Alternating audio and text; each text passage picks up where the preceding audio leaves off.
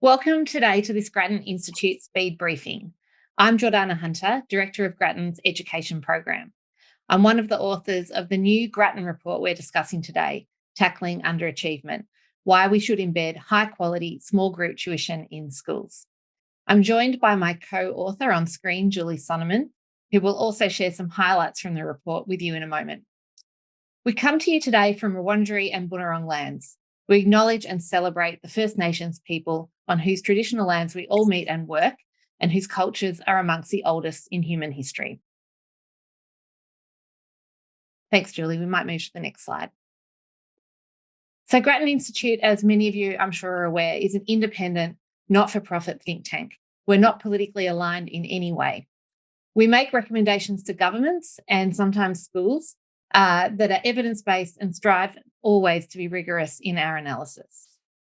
The report we published on Monday sets out the significant and persistent underachievement problem we face in our schools in terms of student learning outcomes.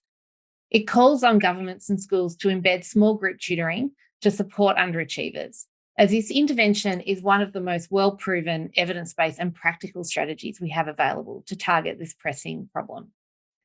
My co-author, Julie Sonnemann, is going to step through the report's key findings and our recommendations. We're going to try and save some time for questions that have been submitted at the end of the presentation. And as always, we love to hear from people with feedback on our work and further questions. We're always here and available to discuss it further. There's also a chat function if you'd like to comment. Thanks, Julie. Over to you.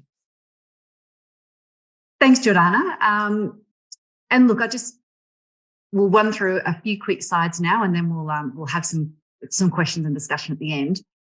So first of all, why are we talking about small group tuition and helping students catch up? We're really concerned about underachievement and the inequity in our school system. When you look at the 2022 NAPLAN data, as you can see in this chart, you can see that the gap between advantaged and disadvantaged students actually doubles between year 3 and year 9. So, for example, in reading, that a student from a disadvantaged background will typically be almost 2.5 years behind more advantaged peers. And by year 9, that's more than 5 years behind. So in year 9, a student, that gap means that some students are operating at a grade 5 level. And look, there's many students who struggle with falling behind. Here we've shown you a chart that is around students whose parents don't finish high school, which is a very strongly correlated. But also we know that there are lots of Indigenous students and students in rural and remote areas also typically underachieve at school. But it's not just something that happens to students from disadvantaged backgrounds. We know advantaged students and a whole variety of students right across the socioeconomic spectrum can struggle at school. The OECD estimates that around 2 in 5 students in Australia don't meet Australia's national proficiency benchmarks. So we know this is a broad problem. And really what we're the most concerned about is that this is meaning that students don't develop some of those foundational skills in primary, and then they're moving through to secondary and continuing to fall behind. And it's time that this has been a persistent gap for a long time. We really need to rethink how can we address it. So when you look at the evidence on small group tuition, it's one of the most evidence-based interventions of all that are available. We know that it can provide roughly about 4 additional months over the course of a year, according to an international summary in 2021. Here we're talking about small group tuition that's really a short-term boost to learning. So kids might be taken out of the classroom, given small group tuition about 3 times a week for up to an hour each, typically with a teacher or an educator. But while we know that this can be really effective, not all small group tuition programs do work. Getting it right at scale is a challenge. The 3 sort of really big implementation challenges that we're calling out here, we need to see small group tuition be much better integrated within schools so that it's a part of what we call a response to intervention model, which a lot of teachers in schools will be familiar with. But this is not an easy thing to do. It's really looking more systematically at what's the quality of whole class instruction and getting that right so that we have fewer students who might need small group tuition in the first place.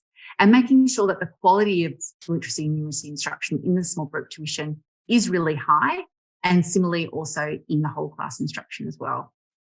One of the other big challenges is around workforce supply. We know that we can only do this if we've got really high quality tutors. Another is that even though the research is strong, there are still a lot of research gaps in exactly how to implement and which delivery approaches work best. And particularly also which are more cost effective than others. Given it's a moderately expensive intervention, we do need to be thinking about how can we make this sustainable long term. But we know it's worth staying the course in terms of looking at how can we get these implementation issues right. There's a really strong economic case. It's when you look at the collective individual earnings of those who may have received small group tuition, we estimate it's more than 6 times the annual program costs. So on a cost benefit analysis, it more than pays for itself. The reason why we're talking about this right now is that we have had this really big period of innovation off the back of some of the COVID catch-up small group tuition programs. We know that there were 2 big programs rolled out in New South Wales and Victoria, but there are also others in other states and territories too, and also around the world. So in the UK and the US, there's been big investments in small group tuition. And, we're learning a lot. So now is the time to really be building on what we know works well. And really testing and refining that much further. For example, in New South Wales and in Victoria, we had pre-service teachers acting as tutors. We've also had in South Australia, we had an online small group tuition program, actually a one-on-one tuition program, where there was really structured materials for maths that were provided. We know the Smith family had a really innovative program that was online that went into the home.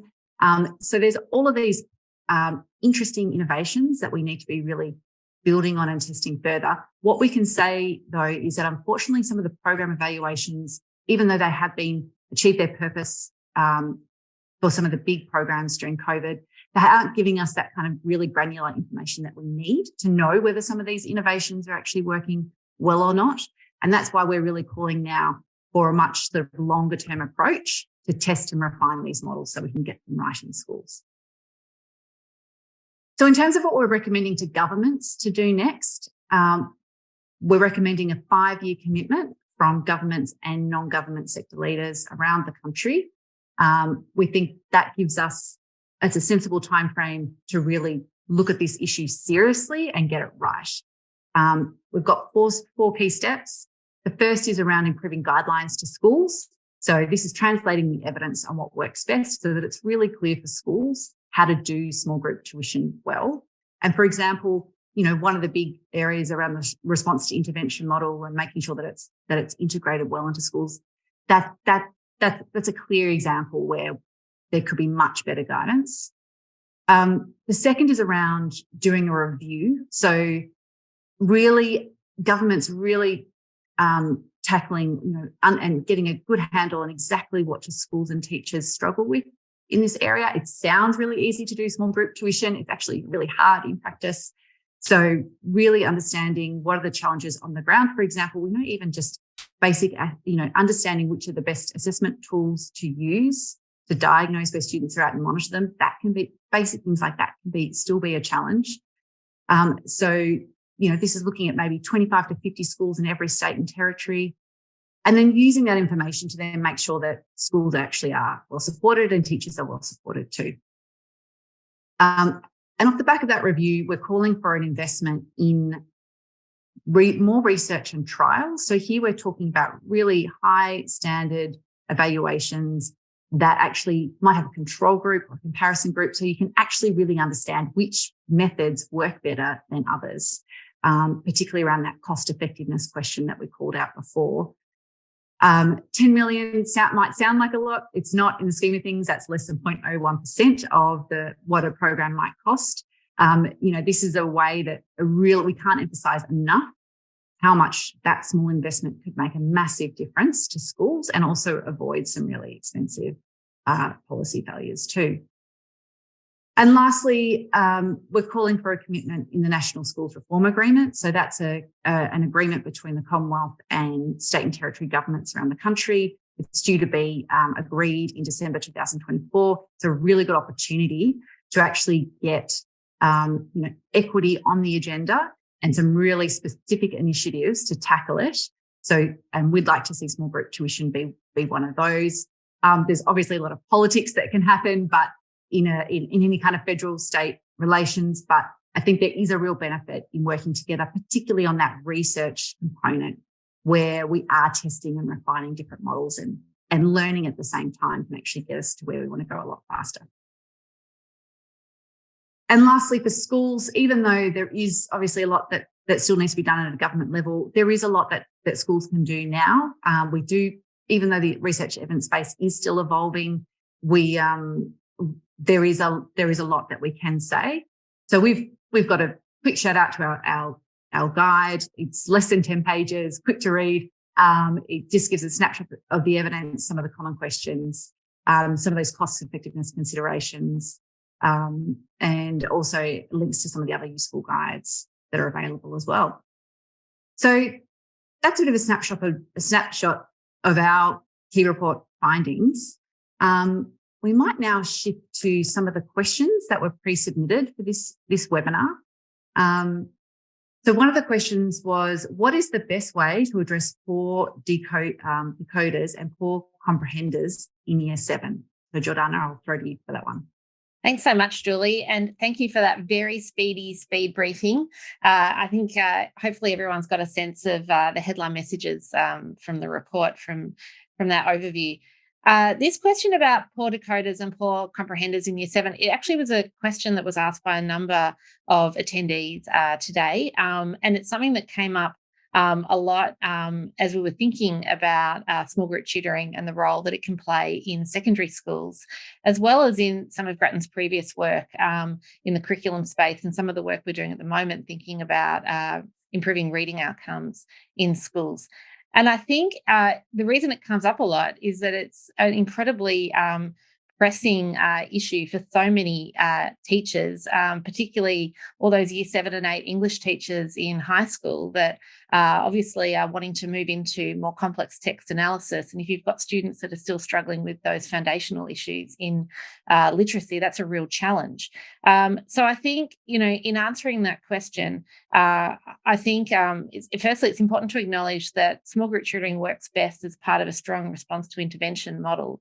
And ideally, that model would start from prep or kindergarten, depending in the system that you're in, so that we're not actually graduating too many students into Year 7 who are still struggling with those foundational aspects of reading. But obviously, we don't have a magic wand yet. And for many years, even if we get all the settings right, we are likely to have some students that have fallen through the cracks when it does come to these issues in Year 7.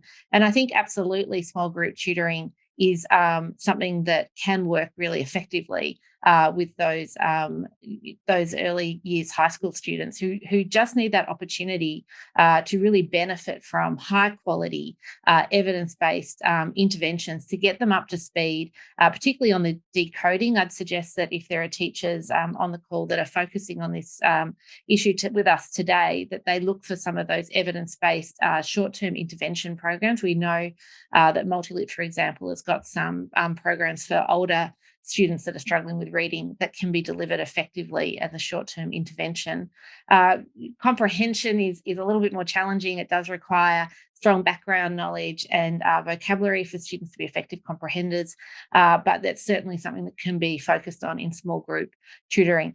One thing I would say is that in the work that we've done here at Grattan, we've spent time in a number of different schools that have been dealing with this challenge. And the best approach may sometimes be not necessarily small group of 3 or 4 students. If you've got a larger number of students who are struggling with these issues, we have seen schools actually run more larger classes where they've really taken students back to those foundational literacy and sometimes numeracy skills and embedded those over the course of a year and then had them come back into the mainstream English classroom. I think the key point to emphasise, though, is that without those foundational skills in place, students are going to struggle to access other parts of the curriculum. So it is just critical that teachers find a way to tackle those skills early. And finally, I just want to note, and Julie, I will stop talking at that point, is that, I think this question also underpinning it hints at the fact that we just have not invested enough in Australia to provide a really comprehensive list of evidence-based effective interventions that teachers can turn to when they face these struggles. And I would say that is not good enough. We need to build the evidence base around effective interventions. Teachers need ready access to that information. And when Julie talked about the research that we're hoping would accompany a rollout and embedding of small group tutoring at scale across the country, absolutely, we would like to see that include some testing of rigorous interventions that teachers can turn to in these situations. Thanks, Jordana. Then I'll turn to the next pre-submitted question. So, how can we best use existing school resources, including human resources, to facilitate small group tuition in schools? Yeah, thanks, Julie. Look, this is another question that we thought was really interesting. I mean, obviously resources are tight. They're tight in schools and they're tight in government budgets. So Victoria and New South Wales, we're really thrilled to see those commitments to supporting small group tutoring throughout 2023. But obviously there are schools in jurisdictions not in Victoria and New South Wales that might be really interested in implementing small group tutoring, and currently there may not be additional funding available for those programs in those other states and territories. So I think there are some things principals can do when they're thinking about the resources that they've got available.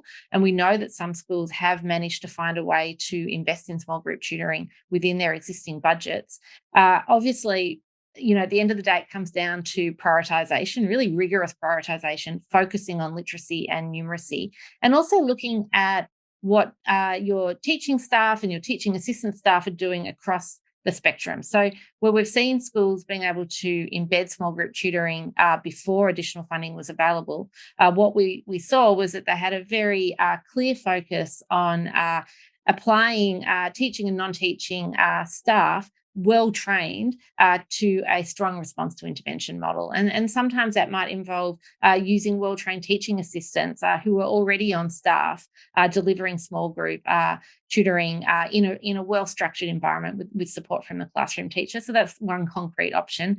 And, just making those clear trade-offs, I guess, between the curriculum, literacy and numeracy program at the school and other extracurricular activities, which of course are important, but really, we would argue that the priority is getting literacy and numeracy foundations embedded as a first order of business for all schools.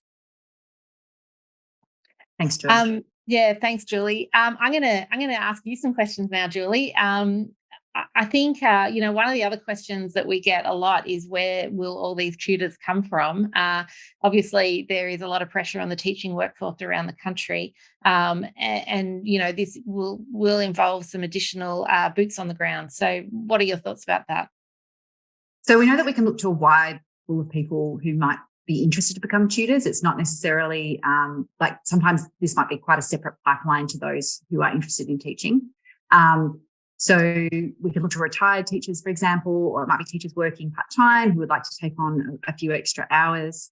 The evidence also says that people who aren't necessarily qualified teachers but are well-trained and well-supported can get good results. So we know that looking to pre-service teachers, teaching assistants, as Jordana mentioned, as well as more generally university students, that those people with the right supports and training, and particularly sometimes really structured in programmatic approaches to small group tuition, can get very similar results to teachers or pretty close. So that's a really big pool of people that we can draw on. And particularly, I'd say some of the innovations that we've seen during COVID catch-up with pre-service teachers, we know that that can have real benefits for trainee teachers who to give them that sort of teaching experience before they fully step into managing a full classroom in their first year. Thanks, Julie. And just a super quick one for you to finish off. Has virtual small group tutoring been trialled and evaluated? In short, yes, it has. We've actually had some really exciting results over the COVID catch-up period, both in Australia by the Smith family and also the South Australia Learning Plus pilot. and internationally. And I can say that there's been a number of really rigorous randomized control trials, which we love, that have been done in Spain and Italy on online tuition that have been very promising. Again, though, the evidence is in its early stages, and this is one of the areas we'd really love to see researched more as part of that $10 million research fund. Excellent. Thanks for that. Great. Well, look, thank you everyone for joining us today. We are going to wrap this up in the interest of keeping this speed briefing speedy. Just a reminder, all of our work is freely available on our website at grattan.edu.au if you would like to read more. And if you do like our research and you want to help us do more of it, please consider making a donation to support future Grattan reports, and you can do that on our website as well. On that issue, I just do want to thank the Origin Energy Foundation for their generous support for this project and also for a number of previous projects at the Grattan Institute. We really greatly appreciate having them as a partner to work with. And I am going to end now, but I look forward to engaging with all of you on this work and other research as we do it. Thank you.